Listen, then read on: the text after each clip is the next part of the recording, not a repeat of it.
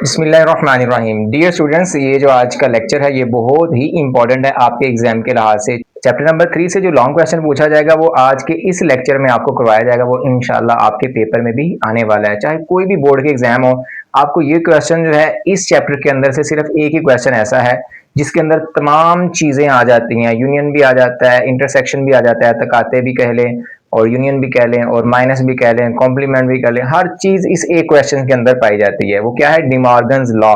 Most important question है, most important question है, very very important question. आपने इस लेक्चर को पूरा देखना है ताकि आपके जो 4 से 5 नंबर का जो लॉन्ग क्वेश्चन है वो आपका कंप्लीट पूरा हो जाए। बहुत ही इजी क्वेश्चन है। चलिए हम क्वेश्चन नंबर 5 जो है इसको हम स्टार्ट करते हैं। 3.2 एक्सरसाइज है और क्वेश्चन नंबर है 5। उसके लिए मैंने यहाँ पे 3 सेट जो है वो लिखे हैं। आपने क्या करना है? डिमॉर्गन्स लॉ को वेरीफाई करना है, वेन डायग्राम बनानी है। सबसे पहले ये देखिए कि डिमॉर्गन के कितने कवानीन हैं। डिमॉर्गन के 2 कवानीन हैं, उनको हम लिख लेते हैं। तो फर्स्ट लिख लेते हैं A union B whole complement है is equal to A complement है। अगर इधर यूनियन हो तो इधर इंटरसेक्शन होगा, उर्दू में कहें तो तकाते, और यहाँ पे बी कॉम्प्लीमेंट। एक तो ये इस तरह से बन जाता है। दूसरा जो है वो यहाँ पे जो है इंटरसेक्शन होगा और यहाँ पे यूनियन आ जाएगा, सिर्फ एक ही फर्क है ये। तो इसको हमने सॉल्व करना है स्टेप बाय स्टेप। यहाँ से हम सीखेंगे कि बिल्कुल ही इजी स्टेप्स के जरिए से किस तरह इसको हम सॉल्व करेंगे। सबसे पहले हम लेफ्ट हैंड साइड ले लेते हैं, डिमार्गन का फर्स्ट लॉ हम ले लेते हैं। तो लेफ्ट हैंड साइड पे ये जो आप देख रहे हैं ए यूनियन बी, सबसे पहले रूल ये होता है कि आपने सबसे पहले ब्रैकेट को सॉल्व करना होता है। सी को अभी इग्नोर कर देंगे हम। सबसे पहले हमें ए यूनियन बी फाइंड करेंगे। आपके पास ए भी गिवन है, बी भी गिवन है। आपने इसको लिखना किस तरह से है? आप लिखेंगे A union B, left hand side पे लिखेंगे, एंड राइट हैंड साइड पे आपने इनके सेट्स लिखने हैं।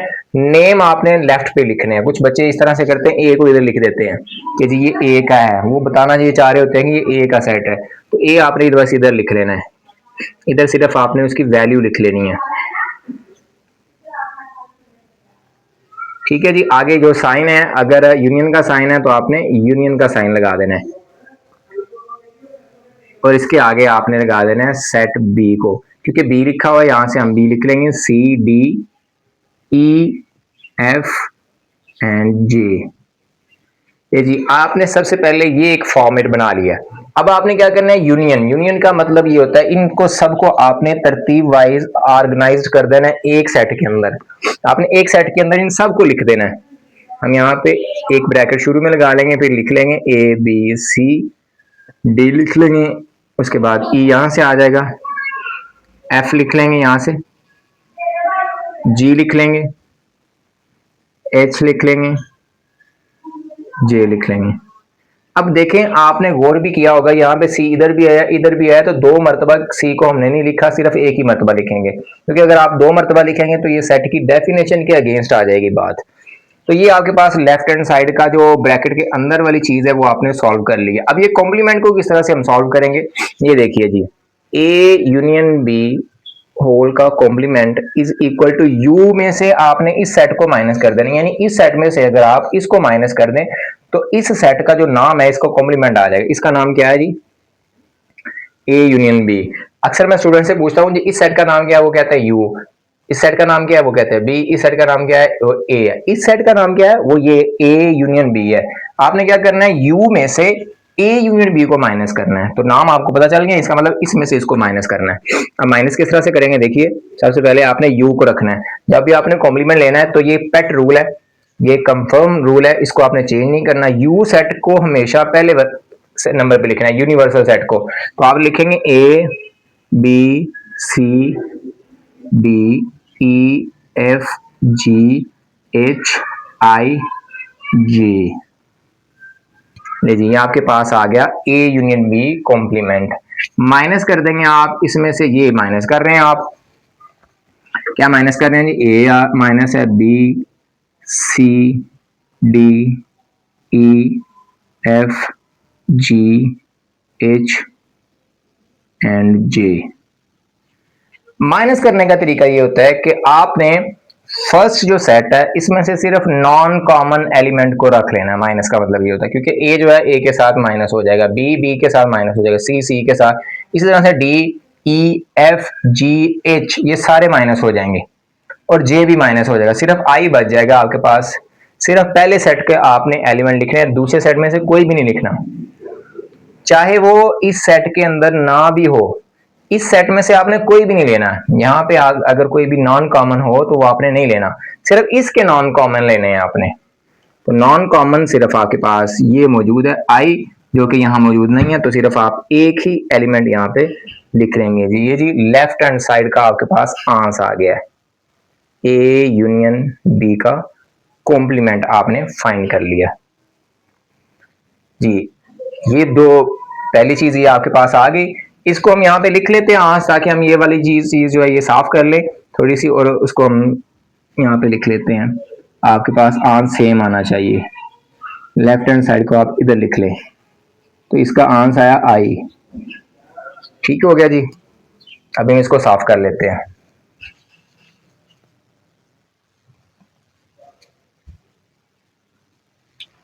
देखिए लेफ्ट हैंड साइड का ये आंसर आ चुका है आपके पास। अब राइट हैंड साइड को सॉल्व करने वाले हैं, A complement intersection B complement.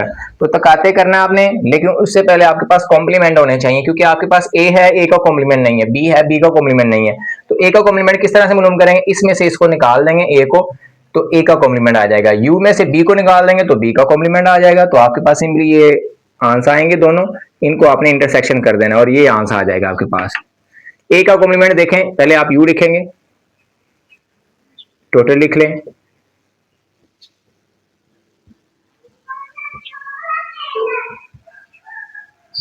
ये आपके पास यू आ गया। फिर माइनस लगाना इधर, ये मैंने आपको पहले भी बताया कि माइनस कब आएगा, जब कॉम्प्लीमेंट ले रहे होंगे तो माइनस आएगा। फिर अब आगे आप ये वाला ए को लिख लेंगे, A B C D G and H. Minus करेंगे जी, माइनस करने का वही तरीका है कि सबसे पहले आपने इसको देखना है, इसमें से एलिमेंट को आपने लिख लेना है। कौन कौन से एलिमेंट लिखे जाएंगे, नॉन कॉमन, ये कॉमन है ये नहीं लिखा जाएगा, ये भी कॉमन है ये भी नहीं लिखा जाएगा, ये भी कॉमन है ये भी नहीं लिखा जाएगा, ये नहीं लिखे जाएंगे, डी भी नहीं लिखा जाएगा, ई लिखेंगे क्योंकि ये नॉन कॉमन है, ये यहां मौजूद है यहां नहीं है, इसको कहेंगे नॉन कॉमन, गैर मुश्तरक। एफ ये भी लिख लेंगे, जी ये कैंसिल हो जाएगा यहां से, कॉमन है ये, एच ये भी कैंसिल हो जाएगा यहाँ पे, आई और जे ये आप चार लिख लेंगे, ई एफ आई जे, ये मैंने सर्कल इसलिए किया ताकि आपको समझ आ जाए। तो ये चार ऐसे एलिमेंट हैं जो कि इसमें मौजूद है और इसमें नहीं है, इनको लिखना है आपने माइनस जब भी करना है, चाहे वो यू में से माइनस कर रहे हो चाहे आप ए माइनस बी कर रहे हो, तो माइनस का यही कायदा होगा।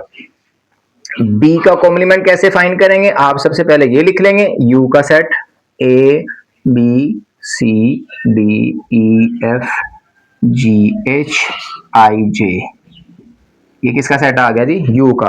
फिर माइनस लगा लेंगे, पहले आपने ए लिखा था अब बी लिखेंगे, सी आ जाएगा डी ई एफ एंड जे।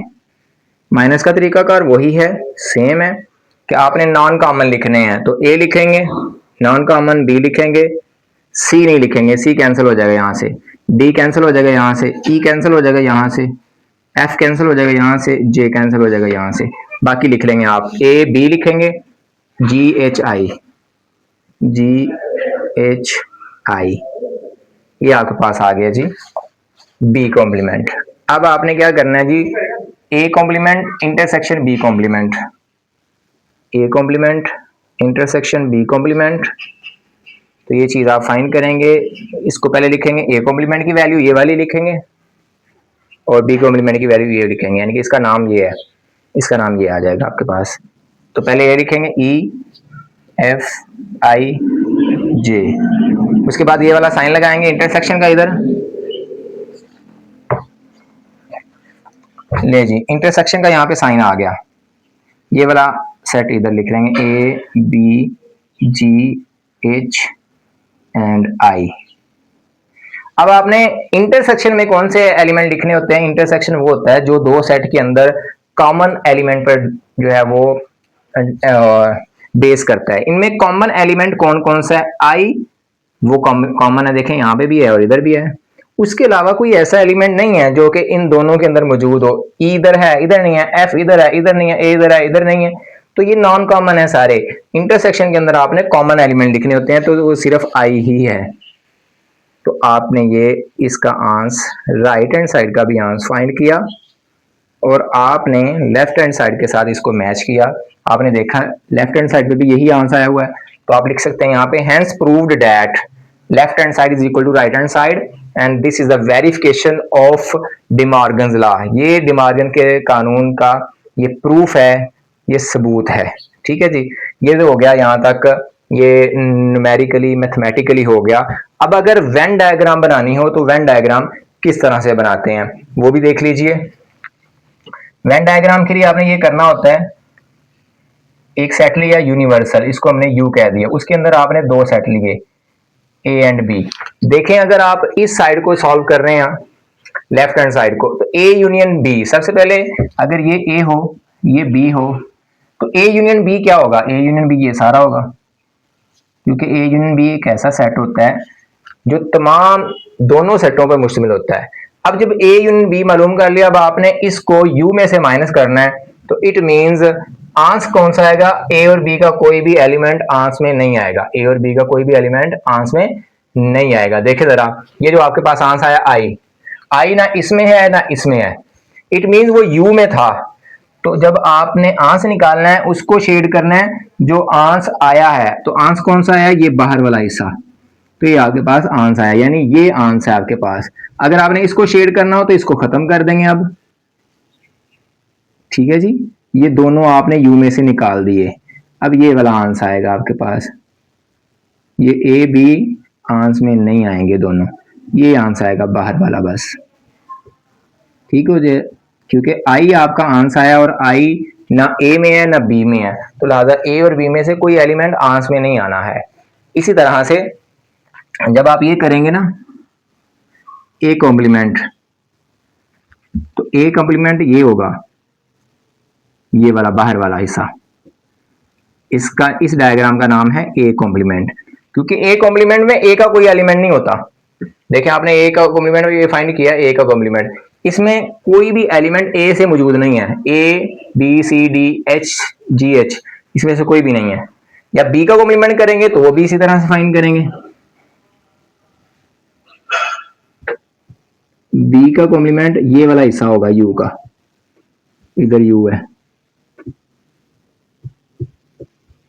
ठीक हो गया जी, जब आपके पास ये वाला हिस्सा आ गया ये वाला हिस्सा आ गया, अब इन दोनों को जब आपने कॉम्प्लीमेंट करना है तो फिर भी इसी तरह से कॉम्प्लीमेंट होगा सेम, इन दोनों को मिलाएंगे तो यही आपके पास यू में से आई ही बचेगा, ना ए में से आंसर आएगा ना बी में से आंसर आएगा, ये सारा हिस्सा ही जवाब में आएगा आपके पास। ठीक हो गया जी, तो ये आपके पास आ जाएगा आंसर।